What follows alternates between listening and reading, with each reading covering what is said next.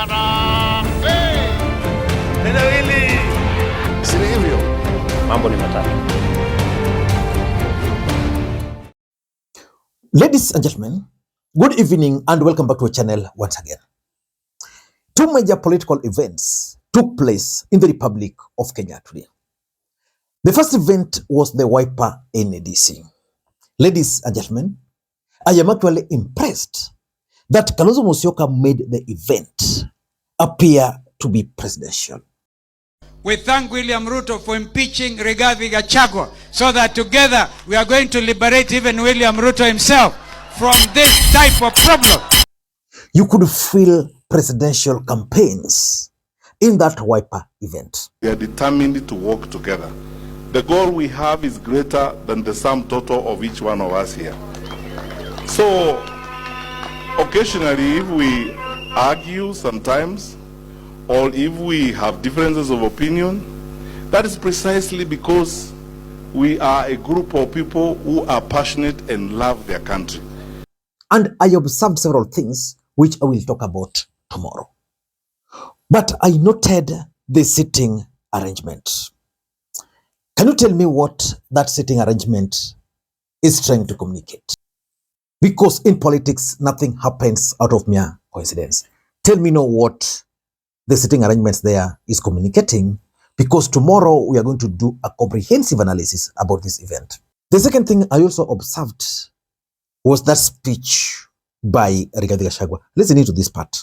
Mimi nimepiga hesabu kabisa kisayansi. Nimekaa chini na kalamu na karatasi. Na nimesikiza Wakenya kwa makini sana. Na mimi nimeona nijipange vizuri. Kwa sababu sitaki kuanguka. Mimi nimepima siasa ya Kenya. Pahali Kalonzo Musyoka atakuwa ndio ushindi itakuwa. So what can you conclude from that? The second event was William Ruto's visit to Gideon Moi in Kabarak. I have sat down with my predecessor, President Uhuru Kenyatta, and I have explained to him that we need to move this country to the next level.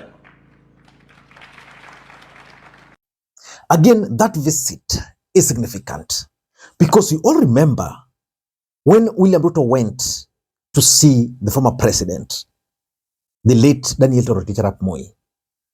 What happened on that day? Gideon Moi denied him access. But the truth of the matter is that William Ruto's mission in Kabarak was intended to achieve certain political objectives, which I want to break down into pieces for you guys.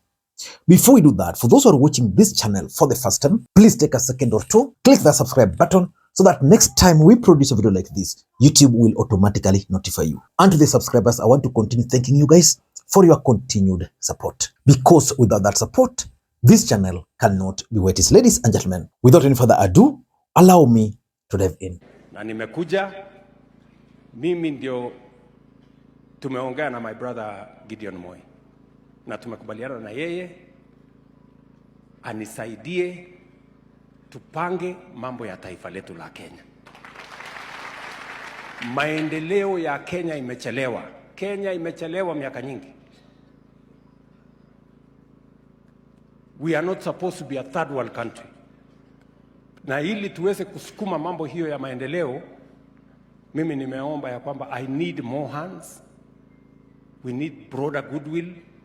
Na ndio sababu tulitengeneza broad-based government ili tuhakikisha kwamba yale ambayo ni ya muhimu kwa Wakenya wote tuweze kusukuma iende mbele. This is not about individuals. This is not about personalities. This is not about parochialism or corners or regions. This is about Kenya. And I want to ask you as the good people of the founding party of our nation to accept for us to work together. Tunakubaliana? Mmekubali nifanye kazi na Gideon? Tupeleke mambo mbele. Ya pili. Mimi nataka vile vile. Mnajua mimi ndio nilikuwa Secretary General ya KANU. Na sasa tuko na Secretary General mwingine hapa. Bwana Wainaina. Si namna hiyo? Mimi nataka tukubaliane na nyinyi mkubali ili sasa tuwe na formal engagement kati ya KANU, si ndio? Ili KANU sasa iwe part of the government of Kenya. Si mnajua tuko na serikali ya mapana na marefu. I want to focus on William Ruto's visit. William Ruto's visit to Kabarak. Semeni dynasty baya. Asra tawala.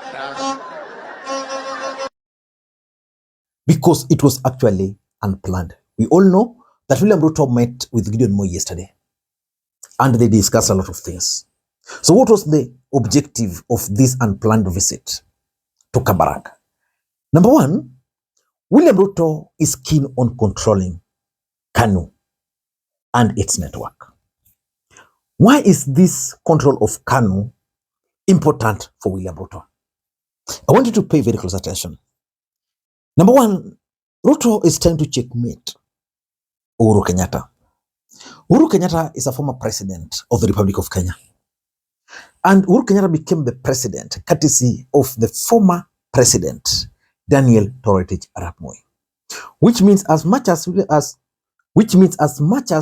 Kenyatta became the president under TNA, the real force of Uhuru Kenyatta's presidency at that time was KANU and its network. Uhuru Kenyatta is now trying to revive his political fortunes again and is pushing for the candidature of Fredo Matiang'i. So what Ruto is doing is that he's trying to curtail those plans by reaching out to the KANU leader himself. The people who are present in that tent are actually KANU members and KANU officials. The message is now very clear that KANU network is now out of reach. So he's checkmating Uhuru Kenyatta. Number two, he doesn't want KANU to support Kalonzo Musyoka. How coincidental that Kalonzo Musyoka had NDC and Ruto was at Moi's place. Because there's no way you can separate Uhuru from Moi, Kalonzo from Moi, and even Rigathi from Moi, and even Ruto from Moi. Those are KANU men. So the thing is, what Ruto was trying to do is trying to send a message to KANU. Because I'm 100% sure that if Gideon Moi had not agreed to work with Ruto, what would have happened is that he would have joined either Uhuru Kenyatta or Kalonzo Musyoka. But I'm banking on Kalonzo Musyoka. Even if Gideon were not to do that, take a look at KANU structures at those times. Which camp do you think KANU would have supported between Ruto and Kalonzo? And because William Ruto now understands, because he has the intelligence, how the 2027 presidential elections can actually slip any side, he is not taking any chance. Ladies and gentlemen, that is the main reason William Ruto went and met Gideon Moi, not in any other place, but at Kabarak, where the late Daniel Toroitich Arap Moi was laid to rest. Number two, it also reveals William Ruto's dangerous game plan for 2027. And it's simple. If you look at William Ruto and his 2022 game plan, it was simple. Ruto reached out to new people. Osoro, Ishungwa, those new people. Jichopevu, Ndindi Nyoro, In 2027, Ruto is trying to reach out to his former allies, people he worked with previously. Gideon Moi, you can link the former president there.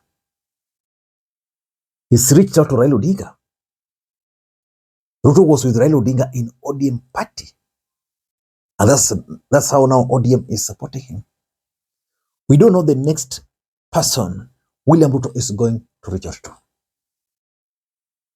And for me, this is very dangerous political strategy, which Kalonzo and Rigathi must take keen interest in. Because before they'll realize, it's going to be late. Ruto already has his networks. When people thought that the former allies, people he fell out with, were going to regroup to oppose him, what is he doing? He's bringing them on board. And politics, I've explained on many times here, is a perceptual game. Number three, and I don't know, but this is also true. Ruto wanted to take away the limelight from that Wiper event. I explained that the Wiper event was actually presidential. Very presidential. So Ruto had to find a way of also running away with the news.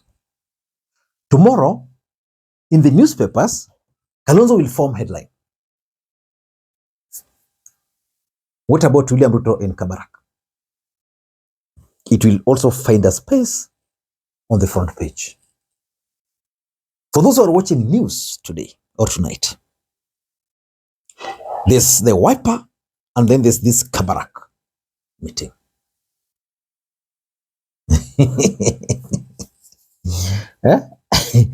And lastly, I think Ruto is operating under influence of intelligence. And lastly, William Ruto is actually operating with the intelligence. And lastly, William Ruto is actually operating on the intelligence briefings which he has received.